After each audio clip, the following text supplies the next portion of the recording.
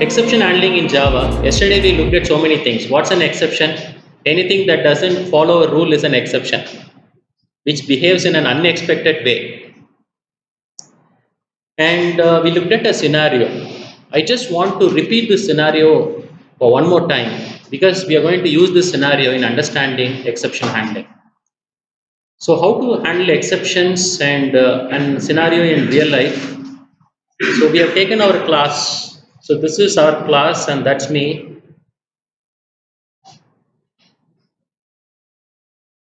Our objective is to learn Java programming, and university has set some rules, right? That is, do not use mobile phones, come to time on classes, both for faculty and students. So these are some norms set by the university, rules. But there are always people who don't follow the rules. There are exceptions to our rules. So who are these exceptions? They use mobile phones, they come late to the classes. So what is the problem if you have exceptions in your real life? What kind of issues you will face when you have an exception? Say if many of them distracting me using the mobile phone, so I get deviated from my mainstream teaching and then I start advising you, counseling you, or doing something like that. So that's not our mainstream job. And think about faculty members with a weak heart.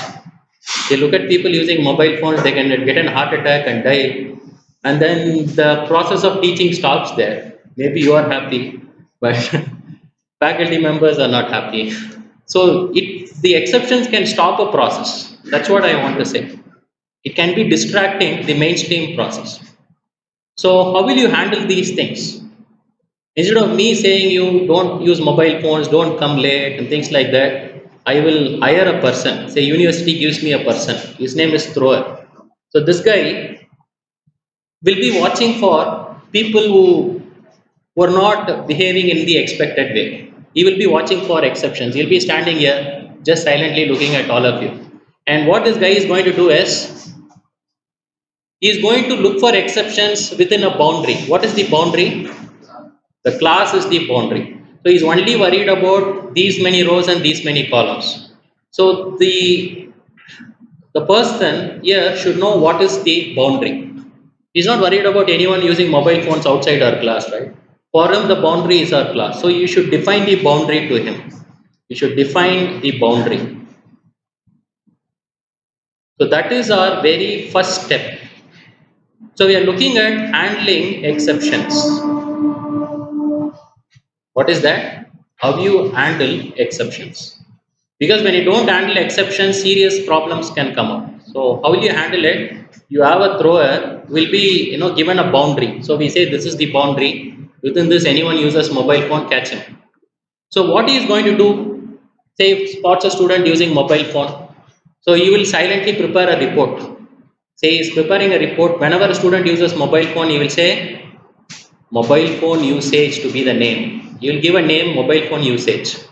And then you will also say where that issue occurred. Say in row 3, column 5, somewhere. So you will say this student in row 3, column 5. And then you will say the cause. Cause is this student was using this mobile phone from say 3:5 to 3:10 for 5 minutes and he was not listening. So this report he will write. And then once when he writes the report, he will give it to another person who is in charge of handling this issue.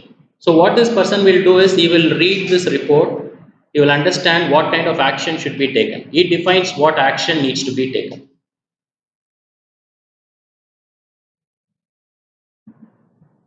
See, there are three stages. First stage is defining the boundary where the problems can arise. Second stage is preparing this report, what the problem is. Third stage is taking action on the problem.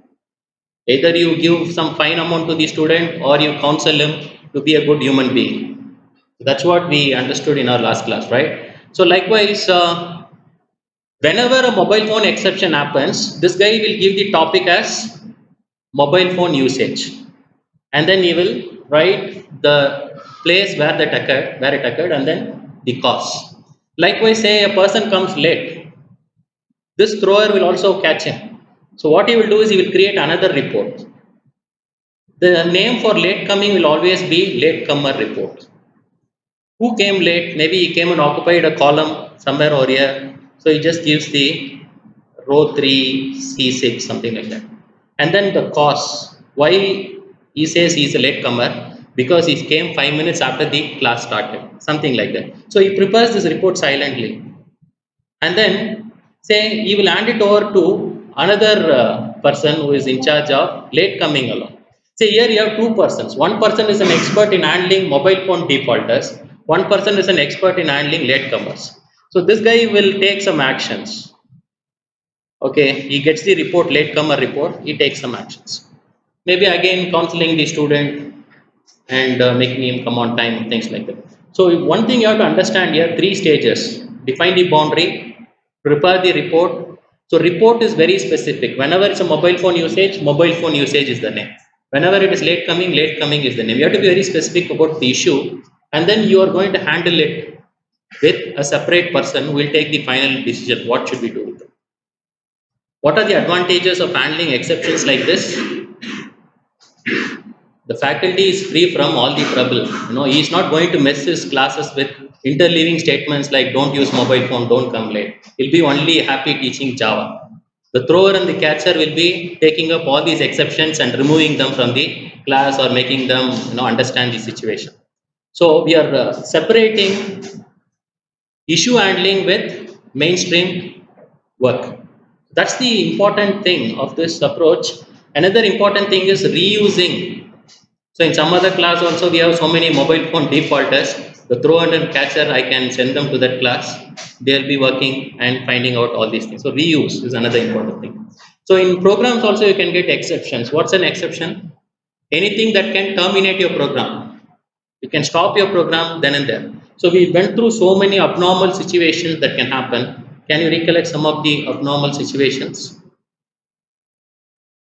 Input mismatch. I want a number, I enter a string. The program terminates and gives you this message. So who is printing this message? Who is giving you this kind of information? The JVM, Java Virtual Machine, is actually the thrower there. So that guy is actually, he is watching your code, he is giving you this report, he is preparing the report. So he says input mismatch exception. Likewise, whenever arithmetic exception occurs, that is when you divide a number by 0, JVM will throw this issue, that is arithmetic exception. See, it's very similar to things like this. Latecomer, it's latecomer usage. Mobile phone defaulter, it's mobile phone usage in the report. So whenever arithmetic exception occurs, it's arithmetic exception. Input mismatch occurs, it is input mismatch exception error. So you can have many such issues coming in your program, unexpected issues. Index out of bound exception, null pointer exception, trying to access the methods for an object for which memory was not allocated. That's null pointer exception. File not found exception.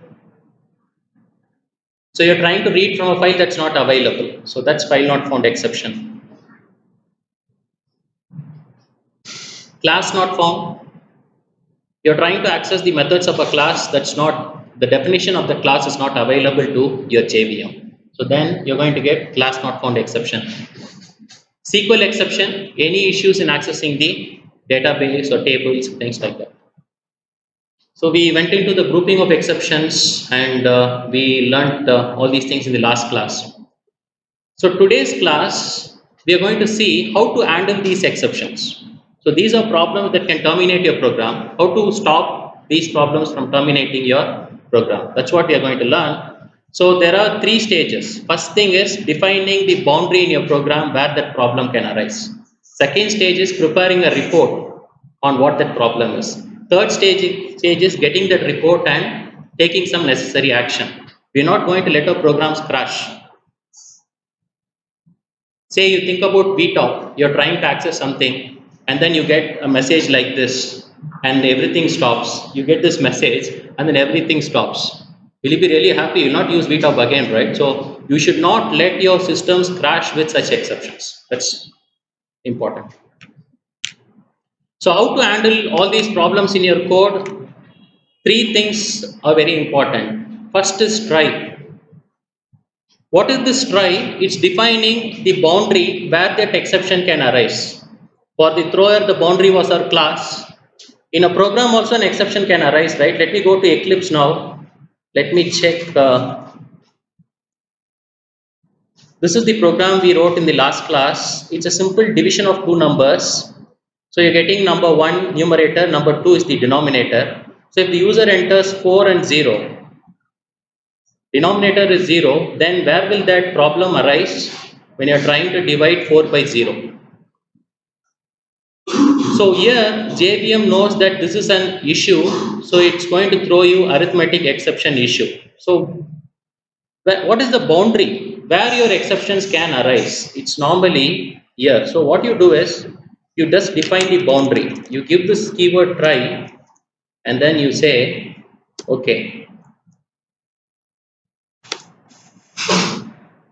So this defines the boundary wherein a problem can come. So wherever you think a problem can come, you just enclose it and try. It's mandatory. That's the first step. The next step is preparing the report. What is the report? What exception is it? And where it has occurred? And the reason behind that exception. So here, who is going to prepare that report for me? JVM is going to prepare the report for me, right? Because these are standard issues. So JVM will prepare the report. So JVM preparing the report, what it uses to prepare the report? How it prepares the report, we have to understand. It's a very important thing. We'll go and look at that. So here what's happening is now JVM will be looking within this try block for any exceptions. When an exception arises, it will catch that. I mean, it will create a report. So JVM is the throw area. So it's going to create the report. How it's going to create the report is the next question. For that, we have to understand an hierarchy of classes. You have to understand the class hierarchy here because JVM uses these set of classes to create the exception report. So let me tell you how it happens. Let's talk about this class, throwable. This is the class on the top of the hierarchy. This class has got some methods and data members. So what are the data members you can think of? One member is detailed message. So it's a variable, detailed message, a string. Another variable is cost. Another variable is you have many other variables. You'll also have some methods here. Methods are you'll have some methods. Methods are get message. Get message is a method. What this method does is it will print the detailed message. You also have other methods like get cost and I'll just write the methods here alone. One is get message. Another one is get cost. You have so many methods. I'm just giving you some of the methods we'll understand. Print stack trace. Stack trace. So it has these variables and these methods. You have another class called exception. Exception is extending throwable. Exception is a throwable. So it's inheritance between exception and throwable. So once when it inherits, it's going to inherit all these methods and all these data members. Exception class is inherited by other classes. One is runtime exception, IO exception, class not found exception, SQL exception. So when I say exception class is in getting inherited, it's having an is a relationship.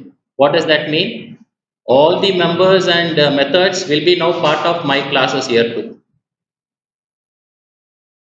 Likewise, input mismatch exception, arithmetic exception, index out of bound, null pointer. Everything inherits from runtime exception. So when I say arithmetic exception, what are the variables it should have? Detailed message, cost. What are the methods it can access? Get message, get cost, print, stack trace. So all these are class definitions having an inheritance hierarchy like this in your Java. So you can actually go and view them in Eclipse, whether this kind of an hierarchy exists. So even before going into this, what is the use of this class? An hierarchy like this. Say for instance, you are trying to divide by 0 and arithmetic exception happens. So what JVM does is it creates an object of type arithmetic. So when it creates an object of type arithmetic, it will populate the message here, the detailed message. That is, divide by 0 is the message. Cos also it will populate in this variable. And then when you just use the object, say it creates an object of type arithmetic, say it creates an object E, and then it gives you, when you're going to just access E dot detailed message, we are going to do that. What's going to come up is the message the detailed message that gives you the reason behind this exception. It's very simple, man. Whenever an exception happens, JVM knows what type of exception it is. If it's an arithmetic exception, it goes and creates an object of type arithmetic, and then it populates all the data so that you will know what the issue is. If it is an input mismatch exception, again JVM will create an object of type input mismatch class, and then it will populate all the data in those variables.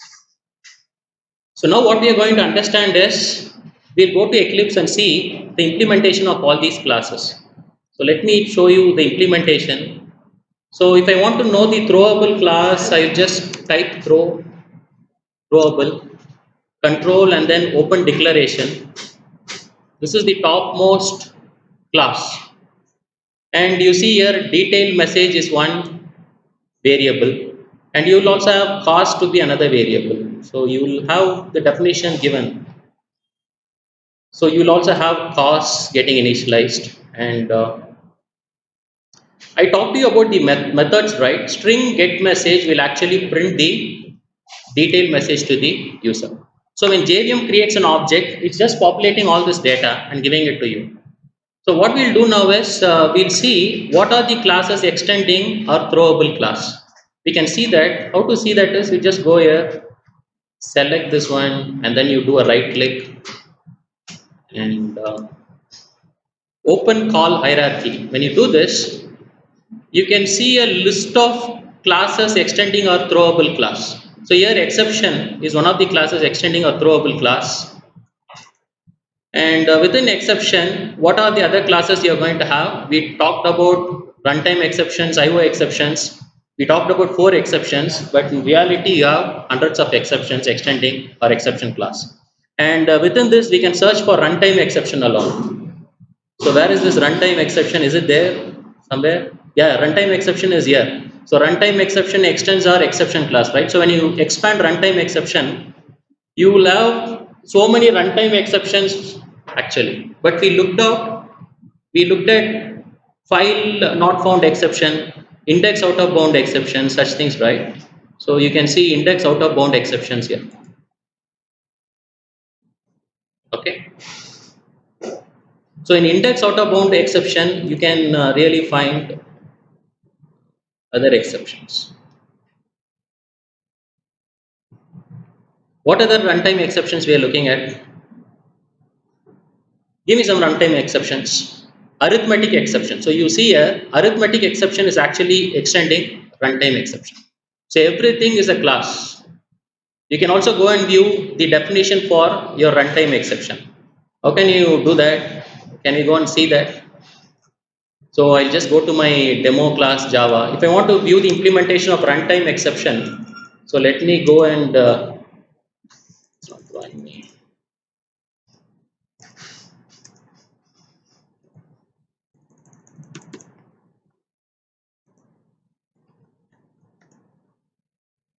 Arithmetic exception. So if I want to view the definition for this, open declaration. So arithmetic exception extends runtime exception. Runtime exception extends exception. Exception extends throwable. So whenever an arithmetic exception happens, an object of arithmetic exception gets created, message gets loaded, and then given by your JVM to you. So our idea is to capture, to get that object and populate the data to the user. So what we'll do now is we'll go to our class, we have defined try. So when an arithmetic exception happens, you will get an object of type arithmetic exception. So we are going to catch that. And what I'm going to do is, who is giving me this object? JVM gives me the object. Now I can directly go and print e dot get message. This get message is actually from the throwable class. So what is that? What is that it returns? It returns the detailed message behind your exception. So let me go and create this exception. Let's see what is there in this e.get message.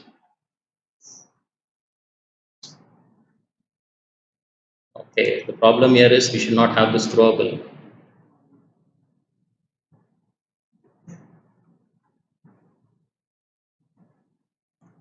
Enter two numbers, so 4 and 0. When I enter 0, an exception arises. JVM creates an arithmetic exception object, throws it. So this catch is the catcher who will take the final action. So what he is doing is getting the object and using that object's method dot get message. That should actually return the detailed message. So let's go and find this. So what is the detailed message getting returned? Divide by 0. You understood how things work here? The next thing that you have to understand is there's one more method, print stack trace. What is that? JVM also populates the value in stack trace. So we just go and do e.print stack trace. So what this does is it exactly gives me the location of the error, in which method the error occurred. So let me go and execute this one.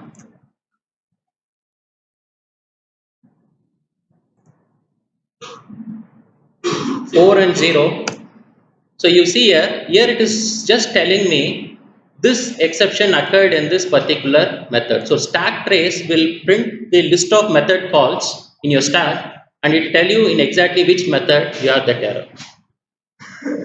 It's very similar to the reason for your exception, the name for your exception, and then which area that exception occurred. So JVM when it gives you, you have to go and handle it. See, what is the difference between the previous, when we don't handle our exception, what happens? This program terminates here, nothing else gets executed.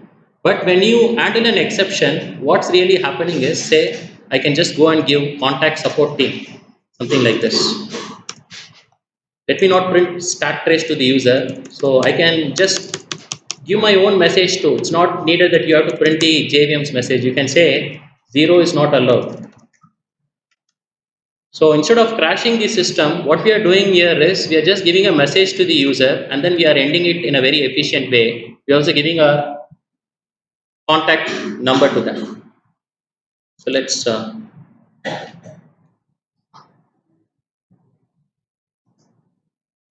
and 0. See, now it's not crashing. It's just coming here. 0 is not allowed and then it's saying please contact our support team. Or else you can give them an option of again entering the data by putting that in a do while loop. You continue the loop until the user enters a valid input. So very, very important, man. I know in the academic area, we don't have the habit of writing try and catch. In the industry, you will not find any code without a try or a catch block. That is by default their standard. So these things you have to know if you are in computer science, any language, JavaScript, PHP, anything, you will have try catch. So, but I find a similar kind of concept in every language. And you compare C++ and Java, the way exceptions are handled, it's almost similar. But you understood why, what is this object that is getting created and how it is getting created? What is the data behind that object? Did you get all these things? Yes? So we'll look at the keywords again. What all keywords we have learned? One is try. Try is used for defining the boundary. What is catch? Catch is the one who will get the report, take some actions. It's your, whatever you want to do, you can define in your catch block. There are certain things you have to understand. Whenever something is getting thrown, you have to catch it. It is a good programming practice. So you should not have some other code between try and catch. You cannot have a sysout statement here. It's going to throw me an error because catch should be preceded by a try. Please have that in mind.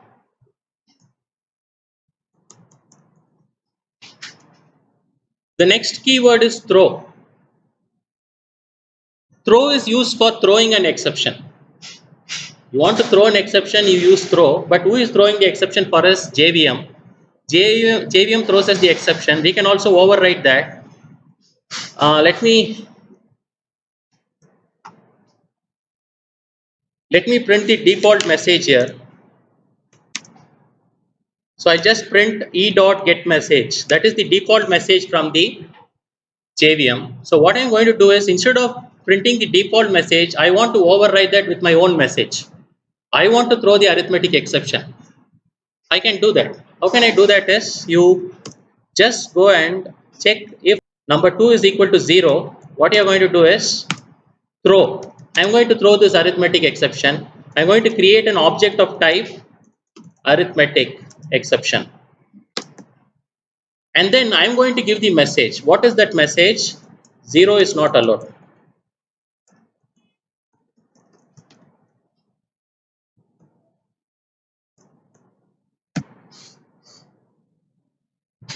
So here, instead of JVM throwing me this object, I am creating an object, giving my own message to my detail message variable.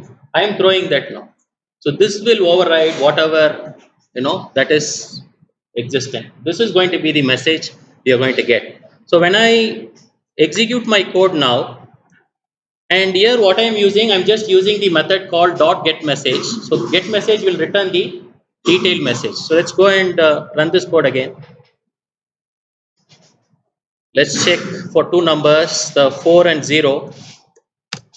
See, now 0 is not allowed is getting printed.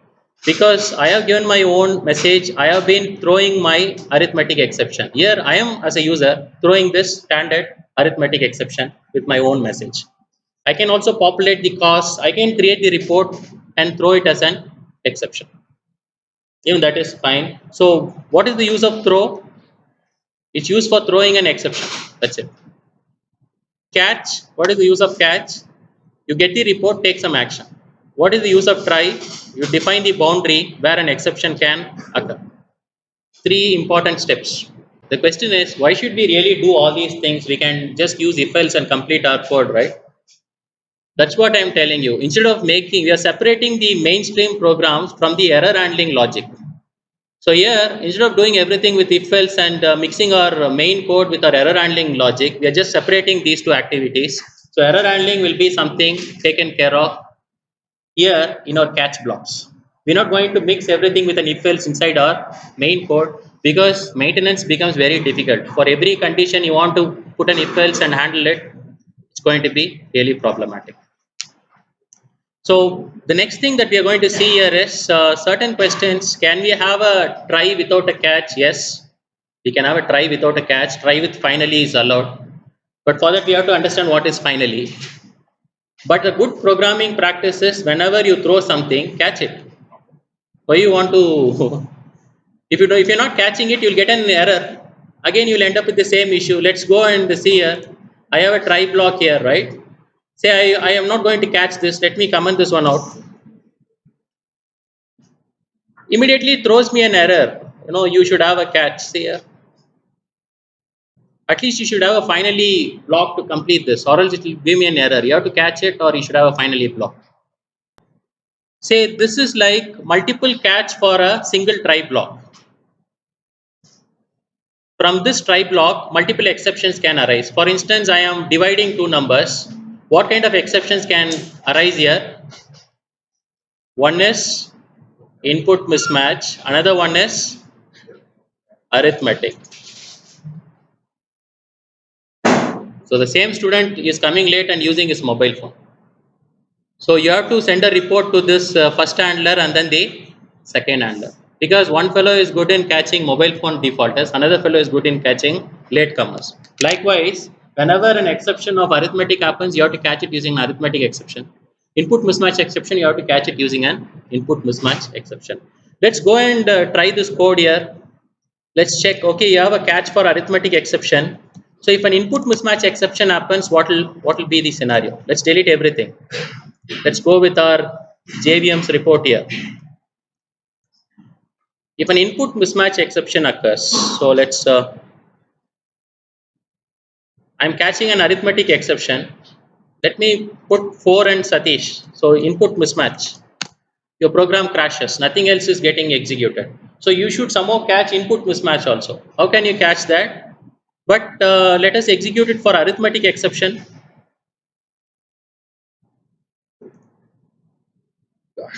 4 and 0. Arithmetic exception is handled well. So how will you deal with this is you just go and catch input mismatch exception 2.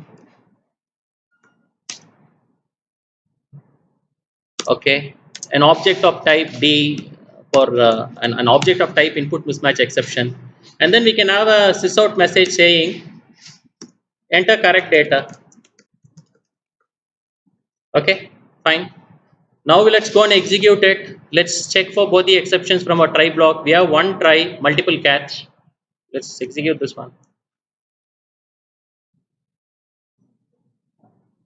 So it's 4 and Satish, enter correct data. Again, let me execute it for another exception, 4 and 0.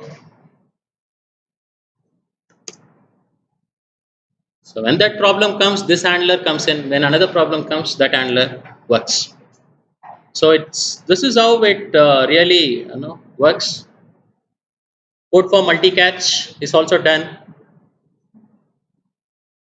We have 4 minutes left, so we'll complete another concept. User-defined exceptions. What's an user-defined exception?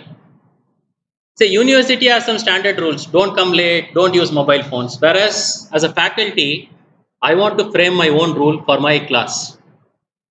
That rule can be don't sleep in the class.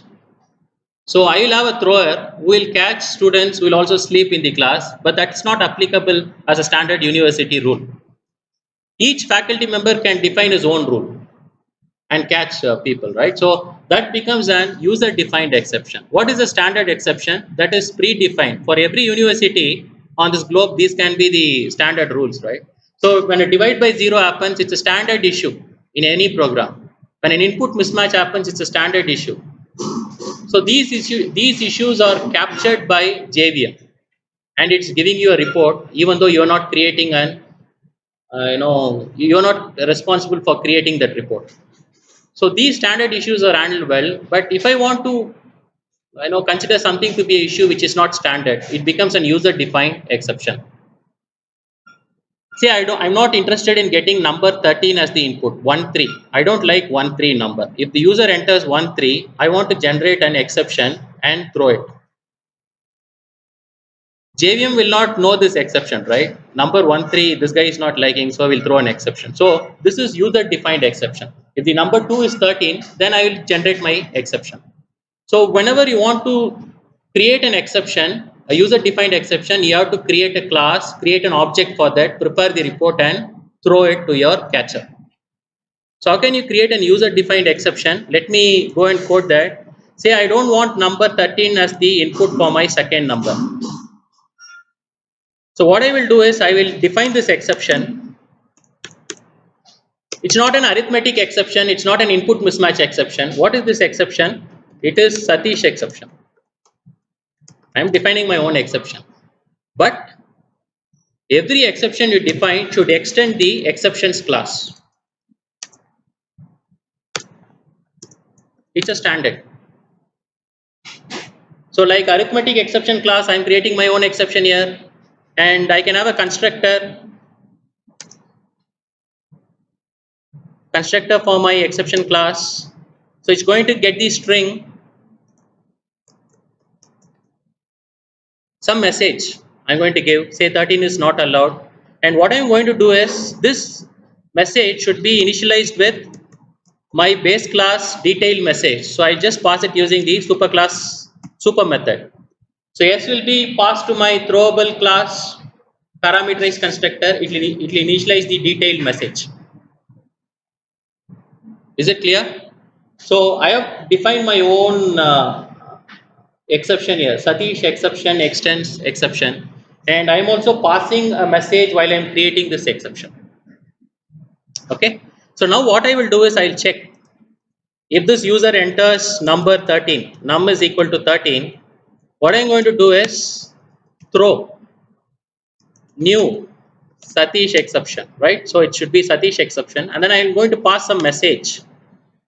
What is that message? It is I don't like 13. So I'm saying it's an issue for me. I'm not accepting it in my code. So if num2 is equal to 13, that is the number 2 is equal to 13, you're going to perform this. What next you have to do? You're throwing an exception of type Satish exception. So you have to catch it in your catch block. How will you catch it? Just say catch Satish exception. Say an object is getting created and thrown, and then you can have a sysout message saying print m dot get message. Get message will return the detailed message. So you're going to get the detailed message as I don't like 13. So let's go and execute this. Now I have defined my own exception here. Number 2 should not be 13. So if I enter 2 and 13, I don't like 13. So this is nothing but m dot get message. Get message is a method from your throwable class, and what it returns detailed message. So how I am populating detailed message? I am extending exception and then I am passing detailed message by using my super keyword, initializing the base class variable using my super method. Is this clear? Okay. In tomorrow's class, we'll see how inheritance happens between user-defined exceptions and how a base class can capture all your child class exceptions. We'll look at nested exceptions and then we'll wind exception handling. Thank you.